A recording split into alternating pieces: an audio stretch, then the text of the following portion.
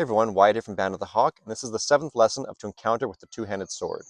The 7th counter is menyd, with 3 men foyns, and transpose him both going and coming. And smite your foyns within your single quarter, smite a, and at the last quarter, smite a large spring with a lusty step, a fore, and then a chase foyn. So the last lesson starts with saying the 7th counter is menyd, which is confusing because it's not worded as an action. So other lessons will say a hawk or 2 rounds, but as this just says is menyd, this doesn't give us a good idea what it implies.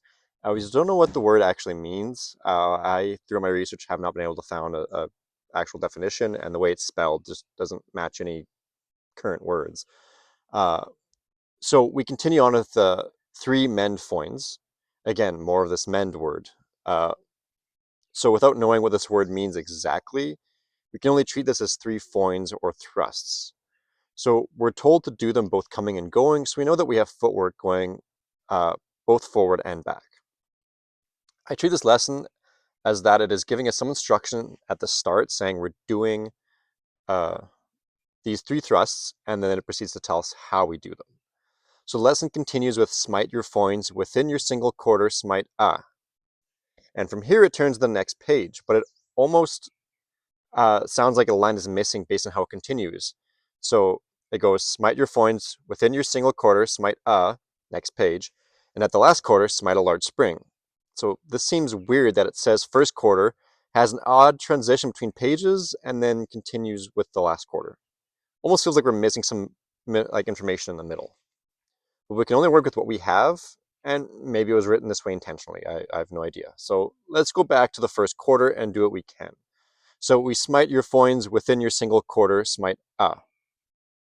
So from here, I'm going to do a quarter blow and turn it into this first foyn. I'm going to pass back with my next quarter and transition that one into my spring with the lusty step.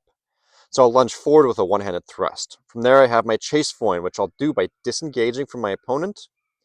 And as the recovery from the spring takes time, I would threaten a thrust and disengage under their parry and pass forward with the last foyn.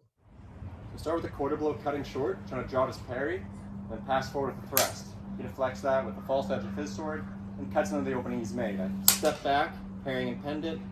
He's going to start passing back with 2 steps. I step forward with 1, cutting that quarter blow, but it's short, so I try for the spring. That doesn't work, he parries that. So he's still kind of moving back, I start moving forward, trying to thrust in there, but now he's trying to parry that thrust. I disengage under his sword and start chasing him down, covering his sword and thrusting home.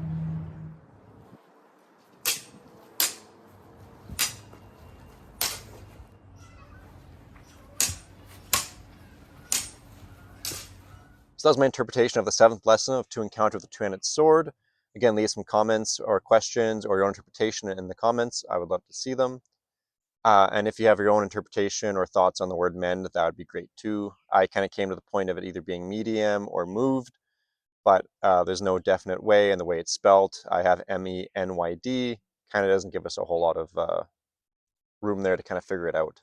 So if you have your own interpretation, let me know. I'd love to see what you guys are thinking about that word. Thanks again for watching.